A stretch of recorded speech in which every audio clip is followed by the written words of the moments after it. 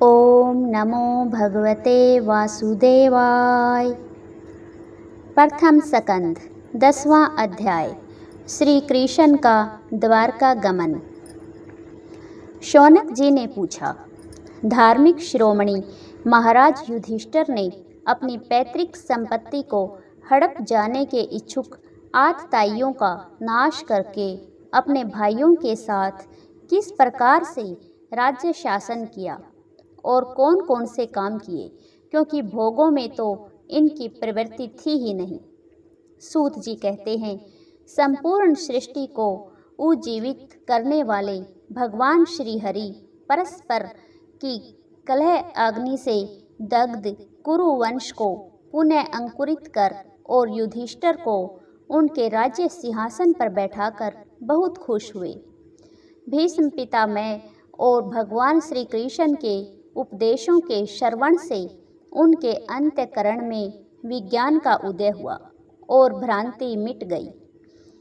भगवान के आश्रय में रहकर वे समुद्र पर्यंत सारी पृथ्वी का इंद्र के समान शासन करने लगे। भीमसेन आदि उनके भाई पूर्ण रूप से उनकी आज्ञाओं का पालन करते थे। युधिष्ठिर के राज्य में आवश्यकतानुसार यथेष्ट वर्षा होती थी। पृथ्वी में समस्त अभीष्ट वस्तुएं पैदा होती थी। बड़े बड़े थनों वाली बहुत सी गौएं प्रसन्न रहकर गौशालाओं को दूध से सींचती रहती थी। नदियाँ, समुद्र, पर्वत, वनस्पति, लताएं और औषधियाँ प्रत्येक ऋतु में यथेष्ट रूप से अपनी अपनी वस्तुएं राजा को देती थी। अजातशत्रु महाराज युधिष्ठिर के राज्य में किसी प्राणी को कभी भी आदि व्याधि अथवा दैविक, भौतिक और आत्मिक क्लेश नहीं होते थे।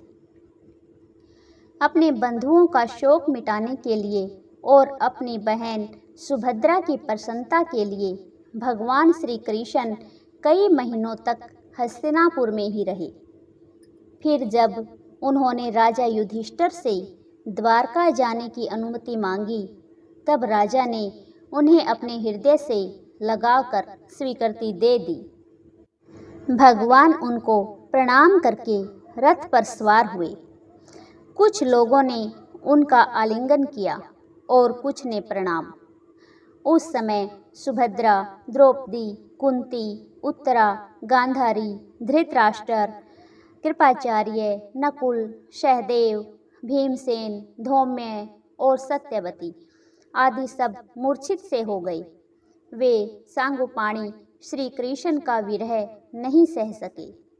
भगवत भक्त सत्पुरुषों के संग से जिसका दुसंग छूट गया है, वह विचारशील पुरुष भगवान के मधुर मनोहर सुयश को एक बार भी सुन लेने पर फिर उसे छोड़ने की कल्पना भी नहीं करता। उन्हीं भगवान के दर्शन तथा स्पर्श से, उनके साथ आलाप करने से तथा साथ ही साथ सोने, उठने, बैठने और भोजन करने से जिनका संपूर्ण हृदय उन्हें समर्पित हो चुका था, वे पांडव भला उनका विरह कैसे सह सकते थे। उनका चित्त द्रवित हो रहा था। वे सब निर्निमेष नेत्रों से भगवान को देखते हुए स्नेह बंधन से बंधकर जहाँ तहाँ दौड़ रहे थे। भगवान श्री कृष्ण के घर से चलते समय उनके बंधुओं की स्त्रियों के नेत्र उत्कंठावश उमड़ते हुए आंसुओं से भर आए, परंतु इस भय से कि कहीं यात्रा के समय अपशकुन न हो जाए, उन्होंने बड़ी कठिनाई से उन्हें रोक लिया। भगवान के प्रस्थान के समय मृदंग, शंख, भेरी, वीणा, ढोल, नरसिंगे, धुंधुरी, नगारे, घंटे और दुंदुभियां बजने लगे। भगवान के दर्शन की लालसा से कुरु वंश की स्त्रियां अटारियों पर चढ़ गई और प्रेम, लज्जा एवं मुस्कान से युक्त चितवन से भगवान को देखती हुई उन पर फूलों की वर्षा करने लगी। उस समय भगवान के प्रिय सखा घुंघराले बालों वाले अर्जुन ने अपने प्रियतम श्री कृष्ण का वह श्वेत छत्र, जिसमें मोतियों की झालर लटक रही थी और जिसका डंडा रत्नों से बना हुआ था, अपने हाथ में ले लिया। उद्धव और सात्यकी बड़े विचित्र चंवर डुलाने लगे। मार्ग में भगवान श्री कृष्ण पर चारों ओर से पुष्पों की वर्षा हो रही थी। बड़ी ही मधुर झांकी थी। जहाँ तहाँ ब्राह्मणों के दिए हुए सत्य आशीर्वाद सुनाई पड़ रहे थे। वे सगुण भगवान के तो अनुरूप ही थे, क्योंकि उनमें सब कुछ है, परंतु निर्गुण के अनुरूप नहीं थे, क्योंकि उनमें कोई प्राकृत गुण नहीं है। हस्तिनापुर की कुलीन रमणियाँ, जिनका चित्त भगवान श्री कृष्ण में रम गया था, आपस में ऐसी बातें कर रही थी जो सबके कान और मन को आकृष्ट कर रही थी। वे आपस में बोल रही थी, सखियों, ये वे ही सनातन परम पुरुष हैं जो प्रलय के समय भी अपने अद्वितीय निर्विशेष स्वरूप में स्थित रहते हैं। उस समय सृष्टि के मूल ये तीनों गुण भी नहीं रहते। जगदात्मा ईश्वर में जीव भी लीन हो जाते हैं और महतत्ववादी समस्त शक्तियाँ अपने कारण अव्यक्त में सो जाती हैं। उन्होंने ही फिर अपने नाम रूप रहित स्वरूप में नाम रूप के निर्माण की इच्छा की तथा अपनी काल शक्ति से प्रेरित प्रकृति का, जो कि उनके अंशभूत जीवों को मोहित कर लेती है और सृष्टि की रचना में परवरित रहती हैं, अनुसरण किया और व्यवहार के लिए वेद आदि शास्त्रों की रचना की। इस जगत में जिसके स्वरूप का साक्षात्कार जितेंद्रिय योगी अपने प्राणों को वश में करके भक्ति से प्रफुल्लित निर्मल हृदय में किया करते हैं, ये श्री कृष्ण वही साक्षात परब्रह्मा है। वास्तव में उन्हीं की भक्ति से अंतःकरण की पूर्ण शुद्धि हो सकती है, योग आदि के द्वारा नहीं। सखी, वास्तव में ये वही हैं जिनकी सुंदर लीलाओं का गायन वेदों में और दूसरे गोपनीय शास्त्रों में व्यास आदि रहस्यवादी ऋषियों ने किया है, जो एक अद्वितीय ईश्वर हैं और अपनी लीला से जगत की सृष्टि, पालन और संहार करते हैं, परंतु उनमें आसक्त नहीं होते।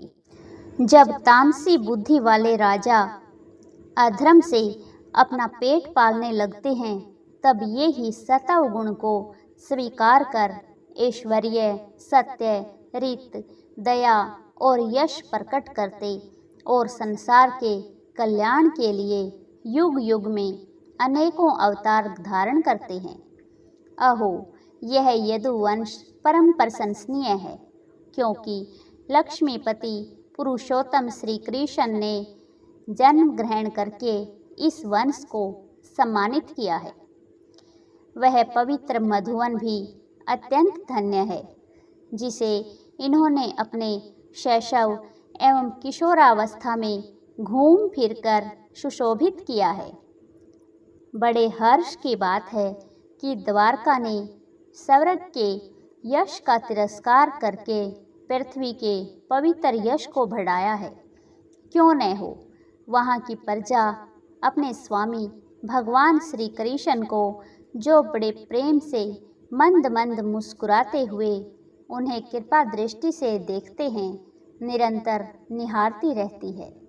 सखी, जिनका इन्होंने पाणी ग्रहण किया है, उन स्त्रियों ने अवश्य ही व्रत, स्नान, हवन आदि के द्वारा इन परमात्मा की आराधना की होगी, क्योंकि वे बार बार इनकी उस अधर सुधा का पान करती हैं, जिसके स्मरण मात्र से ही ब्रजबालाएं आनंद से मूर्छित हो जाया करती थी। वे स्वयंवर में शिशुपाल आदि मतवाले राजाओं का मान मर्दन करके जिनको अपने बाहुबल से हर लाए थे तथा जिनके पुत्र प्रद्युम्न, सांब, आंब आदि हैं, वे रुक्मिणी आदि 8 पटरानियाँ और भौमासुर की मार कर लाई हुई जो इनकी हजारों अन्य पत्नियां हैं, वे वास्तव में धन्य हैं, क्योंकि इन सभी ने स्वतंत्रता और पतिव्रता से रहित क्षत्रिय जीवन को पवित्र और उज्जवल बना दिया है। इनकी महिमा का वर्णन कोई क्या करे। इनके स्वामी साक्षात कमल नयन भगवान श्री कृष्ण हैं, जो नाना प्रकार की प्रिय चेष्टाओं तथा परिजात आदि प्रिय वस्तुओं की भेंट से इनके हृदय में प्रेम एवं आनंद की अभिवृद्धि करते हुए कभी एक क्षण के लिए भी इन्हें छोड़कर दूसरी जगह नहीं जाते।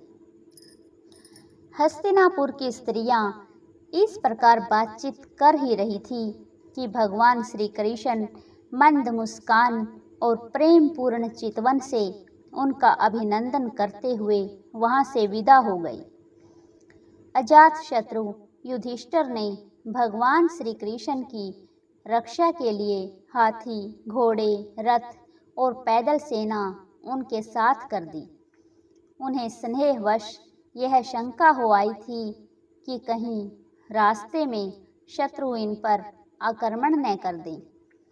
सुदृढ़ प्रेम के कारण कुरुवंशी पांडव भगवान के साथ बहुत दूर तक चले गए। वे लोग उस समय भावी विरह से व्याकुल हो रहे थे। भगवान श्री कृष्ण ने उन्हें बहुत आग्रह करके विदा किया और सात्यकी, उद्धव आदि प्रेमी मित्रों के साथ द्वारका की यात्रा की। शौनक जी, वे कुरुजांगल, पांचाल, शूरसेन, यमुना के तटवर्ती प्रदेश, कुरुक्षेत्र, मत्स्य, सारस्वत और मरुधनव देश को पार करके सोवीर और आभीर देश के पश्चिम आनर्त देश में आए।